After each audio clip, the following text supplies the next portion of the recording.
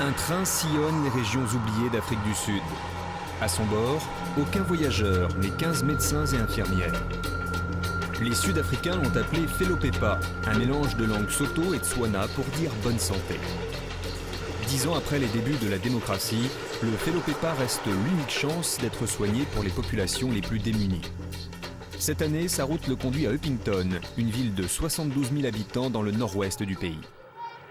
Malgré la fin de l'apartheid, les communautés blanches, noires et métisses y vivent toujours cloisonnées. Are you enjoying your food? Yes! Dans l'école métisse de Morning Glory, les enfants reçoivent souvent leur seul repas de la journée.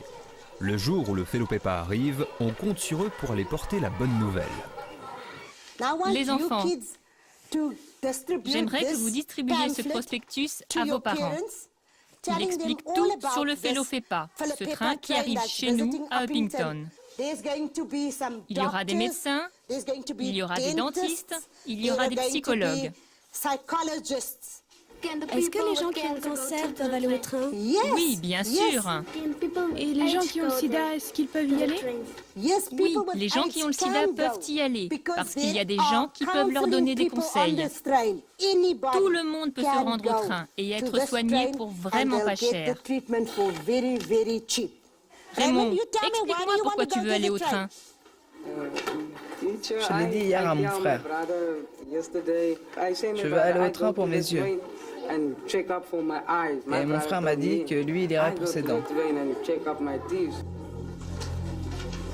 Raymond a 14 ans. Il a déjà 2 ans de retard à l'école parce qu'il ne voit pas bien.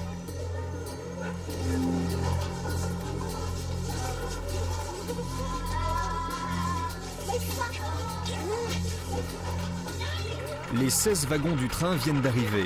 Du personnel local s'empresse d'installer les salles d'attente.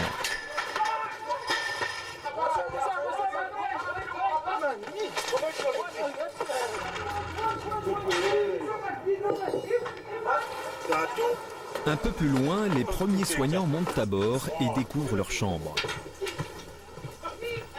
Afrikaners pour la plupart, ils ont entre 20 et 26 ans. Débarqués des grandes universités de Johannesburg, Pretoria ou Durban, ces futurs opticiens, dentistes ou infirmières sont bénévoles. Ils vont vivre à bord du train pendant 2 semaines.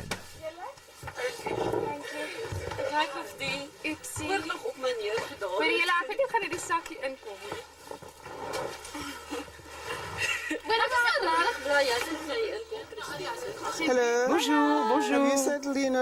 Vous êtes bien installés? Liliane Singo a fui l'apartheid pour suivre ses études d'infirmière et de psychologie à Londres. À l'heure de la démocratie, elle décide de revenir pour prendre les commandes du Felopepa. Ce train n'est pas là simplement pour guérir des maladies. Ce train est aussi là pour soulager mentalement et psychologiquement ces gens. Et vous savez que ces personnes que vous devez servir ont besoin de ça. Donc, nous vous soutiendrons, mais il faudra vous jeter à l'eau. Et à vous de ne pas couler. 6h30 par un matin d'hiver. Vous gagnez, Felopepa. Debout toute l'équipe du Felopepa. C'est un matin exceptionnel. Et beaucoup de Sud-Africains comptent sur vous pour les aider. Alors, motivez-vous. Soyez enthousiastes et réveillez-vous. Debout, debout. Vous gagnez, Felopepa. In French, réveillez-vous, vous gagnez, Felopepa. Vous savez, ce sont des jeunes. Ils ont besoin de se reposer, ce n'est pas facile pour eux de sortir du lit. Alors, il faut que je les encourage, que je les motive et que je leur rappelle leur mission. Ils savent ce qu'ils doivent faire, mais ce n'est pas toujours facile. Plus de 200 patients vont arriver dans la journée. Ils ont souvent marché des kilomètres ou payé un taxi-brousse pour venir. Parmi les premiers, Raymond, qui s'est rasé les cheveux pour l'occasion, et son frère Robert, qui a payé le bus. La gare d'Upington n'a jamais été aussi pleine. À l'accueil, on organise les files d'attente. En gros, les gens arrivent, ils vont voir le monsieur de la sécurité là-bas. C'est à lui qu'ils disent qui ils veulent voir. Il leur donne un ticket, soit pour les dents, les yeux ou pour une consultation générale. Tout le monde passe par ici. Et dès qu'ils ont plus de 14 ans, on prend leur tension et on vérifie leur diabète. Très bien. Lui, il peut aller là-bas. Cette femme aussi. Cette femme-là aussi. Et les deux autres aussi pour les yeux. Liliane Singo se mêle à la foule. Elle oriente les patients, ceux qui sont perdus ou ceux qui n'ont pas réussi à obtenir de ticket.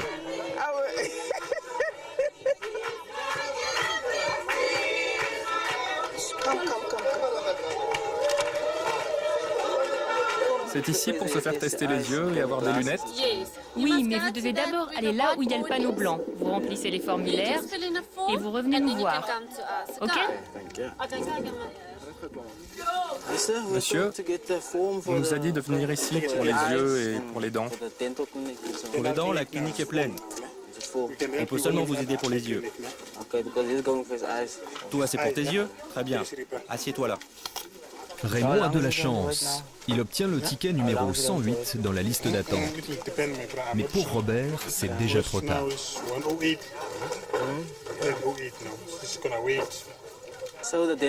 n'y a plus de place pour les dents jusqu'à demain matin. Oui, tu peux revenir demain matin. Ici, les consultations sont gratuites. Pour un médicament ou pour une dent, on paie moins d'1 euro et une paire de lunettes ne coûte que 6 euros. Un wagon plus loin, les patients sont déjà trop nombreux.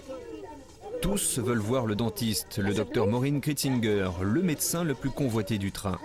Cette ancienne étudiante avait commencé à bord du Felopepa en tant que stagiaire.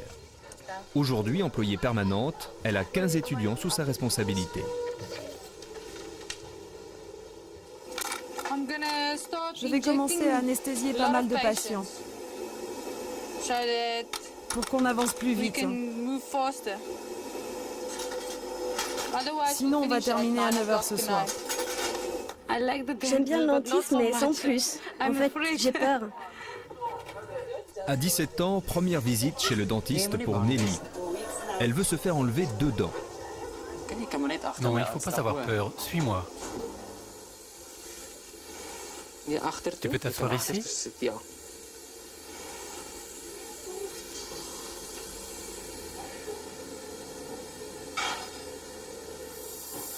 Ok, je vais commencer à tirer sur ta dent. Si ça te fait mal, tu me donnes un coup de pied.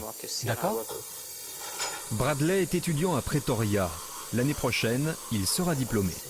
Pour l'heure, il a besoin d'aide et c'est Maureen, une fois de plus, qui est sollicitée.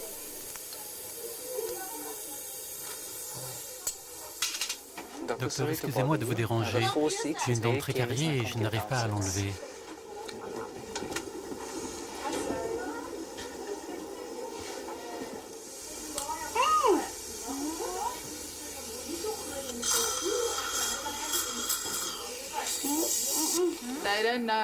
Ils ne savent pas comment prendre soin de leurs dents, parce qu'ils n'ont personne pour leur expliquer.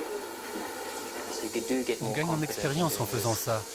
À l'université, on ne voit que 4 patients par semaine pour des extractions de dents. Et aujourd'hui, j'en ai fait 20.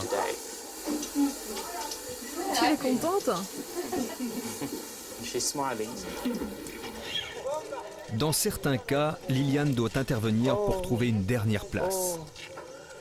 It's not full, actually, Dr. Fra. Is Maureen still busy? I haven't seen her. Okay, she's there. Excuse-moi. J'ai une grande faveur, une très grande faveur à te demander, Maureen. Ce n'est pas un patient comme les autres. Cette femme est dans un fauteuil. S'il te plaît, Maureen, est-ce que tu peux encore t'en occuper? Merci. Il faut toujours que je négocie. Liliane sait que beaucoup de ses patients n'ont jamais vu un médecin de leur vie. Pendant plus de 40 ans d'apartheid, on leur a refusé l'accès aux soins. Aujourd'hui, les listes d'attente de l'hôpital public sont trop longues. Le coût d'une consultation est de 100 rands, l'équivalent de 15 euros, trop cher, et les médicaments sont trop rares. J'aimerais qu'il y ait encore plus de monde qui puisse profiter du train. Pour moi, ce n'est jamais assez. Bien sûr, il y a une limite à ce que l'on peut faire.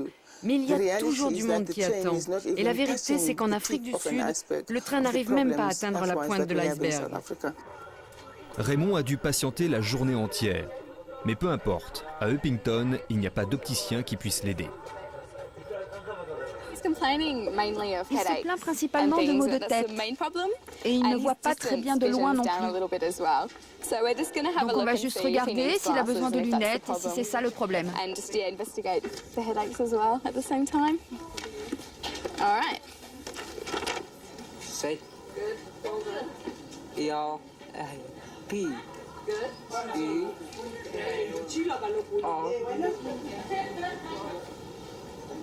Est-ce que c'est mieux comme ça? Oui. Un petit peu mieux? Bon, très bien. Regarde ces mots en petit ici. Est-ce que c'est toujours aussi visible? Oui. Et si je les rapproche de tes yeux, est-ce que tu les vois toujours aussi bien? Et là? Oui, c'est bon. Et là, c'est toujours aussi clair? Oui. Ce qui va se passer, c'est que si tu portes ces lunettes, tes yeux vont moins travailler et tes maux de tête devraient s'en aller. C'est à toi que je donne ça? Ça a déjà été réglé et on a besoin de ces heures avec cette monture. Avec cette monture. Ok. Il a déjà payé. Très bien. Andries Makoko est l'assistant général du train, l'homme toujours prêt à rendre service. Un jour, pour aider les opticiens débordés, il est devenu le monsieur lunettes du Fellopepa. Andries vient des banlieues de Johannesburg. Il est de la génération de ceux qui ne sont jamais allés à l'école parce qu'ils étaient noirs. Aujourd'hui, à 44 ans, il sait lire les prescriptions et fabrique jusqu'à 60 paires de lunettes par jour. J'ai besoin de 10 minutes pour faire une paire de lunettes. Et c'est seulement 10 minutes pour changer la vie d'une personne. On le voit quand elle repart avec ses lunettes et qu'elle est toute heureuse. Et je suis content d'être celui qui est derrière tout ça.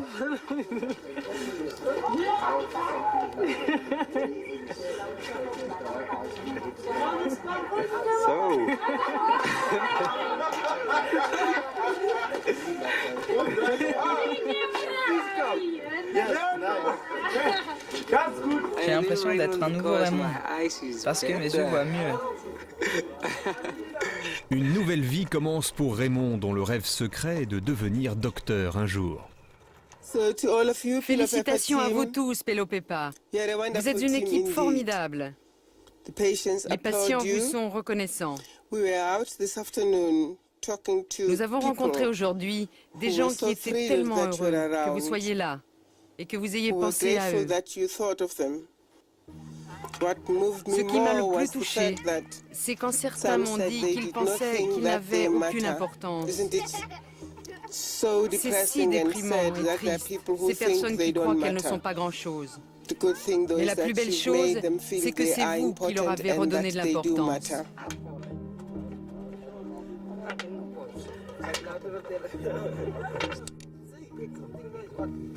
Dans les quartiers les plus pauvres d'Upington, comme dans plus d'un tiers des foyers du pays, il n'y a pas encore d'électricité. L'eau est enfin arrivée, mais les maisons en parpaing promises par la démocratie sud-africaine se font toujours attendre.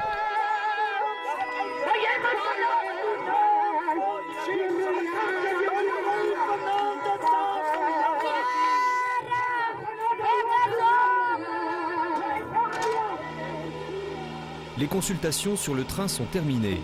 Seule Maureen reste à bord. Comme souvent, elle est la dernière à finir sa journée. J'espère que ça ira. Merci beaucoup. Je crois que je vais pouvoir dormir maintenant. En s'engageant à bord du Fellopepa, Maureen a fait un choix de vie parfois difficile. Il faut accepter de travailler et vivre pendant 9 mois dans un seul et même endroit, le train. Si vous êtes claustrophobe, vous ne pourrez jamais vous y faire. Tout est petit ici. Au bout d'un moment, c'est la 4e fois. Au bout d'un moment, on veut juste aller dans sa chambre. Et on ne veut même plus savoir si elle est grande ou si elle est petite. Ma chambre.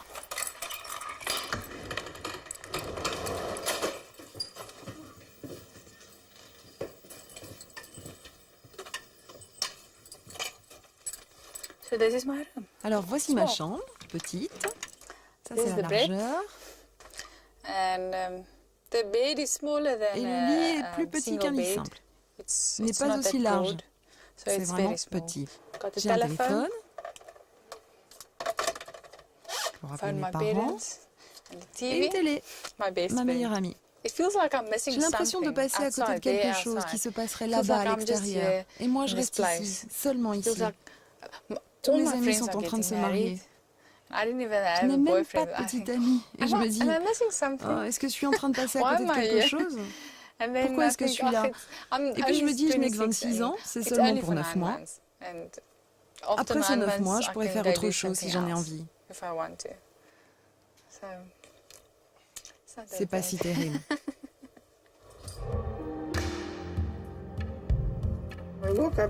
Je me suis réveillée à 4h30. Je me réveille toute seule à 4h30. Je n'ai pas besoin de réveil. Il faut que je sois réveillée, juste pour être sûre que tout le monde soit réveillé. Sinon, si je ne me lève pas, comment être sûre que l'on commence le travail à l'heure? Il faut que je fasse ce que je fais tous les jours. Bonjour tout le monde. Bonjour. Comment allez-vous ce matin? Vous pensez qu'il va y avoir du monde aujourd'hui? Ah, on espère que oui. Je pense qu'il va y avoir du monde parce qu'il y a 2 bus qui doivent arriver.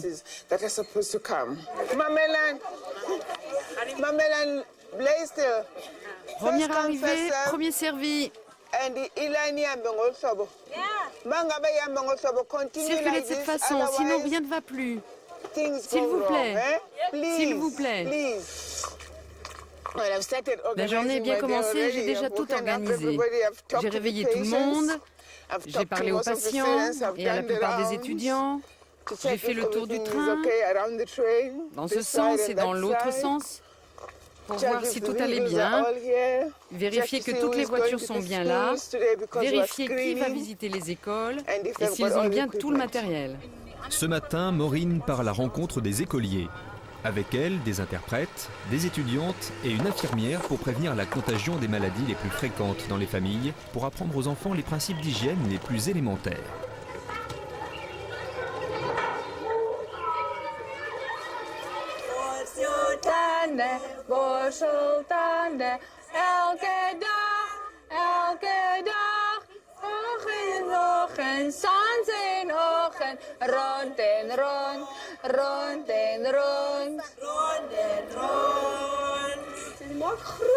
Vous ouvrez bien grand la bouche et vous faites des grands cercles. Comme ça, de grands cercles.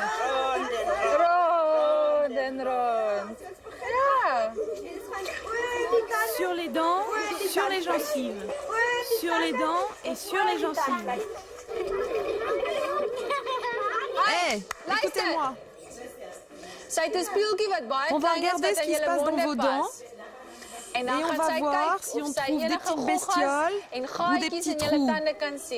Ok? Et s'il y a quelque chose, il faudra me rendre visite au train. D'accord? Plus de 460 enfants auront été examinés en une semaine dans les écoles de Picton. Beaucoup d'entre eux recevront une lettre à donner à leurs parents pour qu'ils puissent se faire soigner dans le train.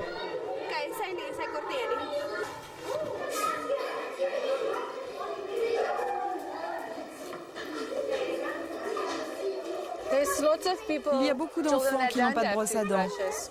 C'est pas bien. Et ils se partagent la brosse à dents chez eux. Et ils se transmettent leurs microbes de bouche en bouche. Ils n'ont pas assez d'argent pour acheter une brosse à dents. Alors la question c'est, j'achète une brosse à dents ou j'achète à manger? Et ils achètent à manger.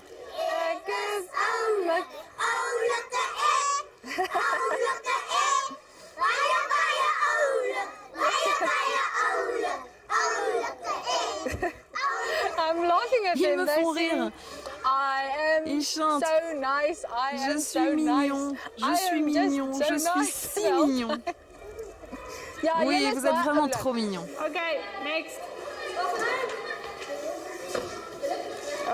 Tu as mal aux oreilles? Oui. Ok, suivant. C'est bon pour toi, merci. C'est vraiment à la chaîne, mais au moins on le fait pour une bonne cause. Ok, qui est la suivante? C'est toi?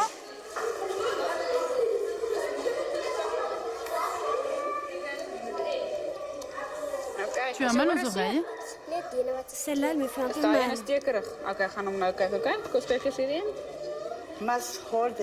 Il faut qu'ils tiennent le coton-tige comme cela. Ils ne doivent pas le mettre trop profond dans l'oreille. Ils doivent juste la nettoyer délicatement, pas trop à l'intérieur. C'est vraiment terrible. Lors des visites médicales, quand on examine les oreilles des enfants, on découvre des pierres, des morceaux de papier ou de papier toilette, des cafards et d'autres insectes. À Upington, comme dans le reste du pays, le chômage dépasse les 30% et l'espérance de vie est de 45 ans. Dans le quartier noir de Pabalelo, la tuberculose et le sida sont parmi les premières causes de mortalité.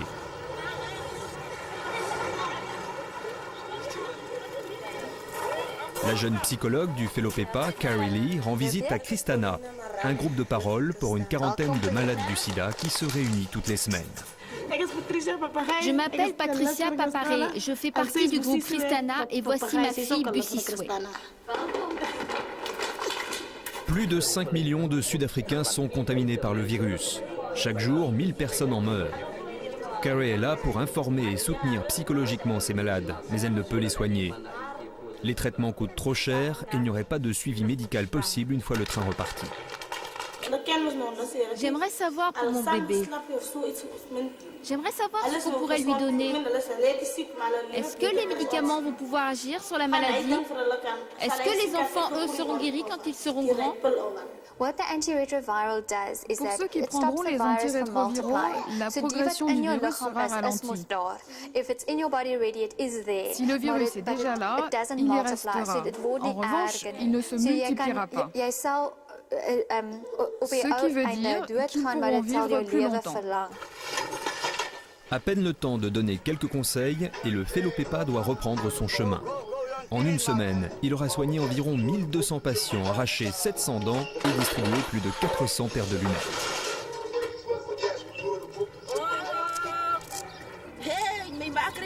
Oh, ma mère avec ses nouvelles lunettes. Elle va pouvoir se trouver un petit copain maintenant. Le train ne reviendra pas à Upington avant 2 ans. Trop nombreuses sont les villes défavorisées qui le réclament.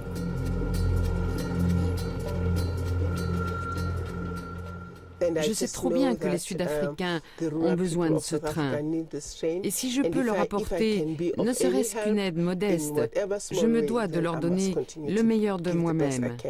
Si je peux soutenir les permanents, les étudiants, et faire sentir à ces gens qu'ils comptent pour quelqu'un, alors je me sens récompensée. Liliane Singo, fidèle à son poste et aux 40 000 patients qu'elle accueille chaque année, conduit l'équipe au nord du pays vers des régions plus isolées encore. Prochaine station, Postmasburg. Ici aussi, nombreux sont ceux qui attendaient ce moment depuis longtemps et qui accourent quand la nouvelle de l'arrivée du train de l'espoir se répand.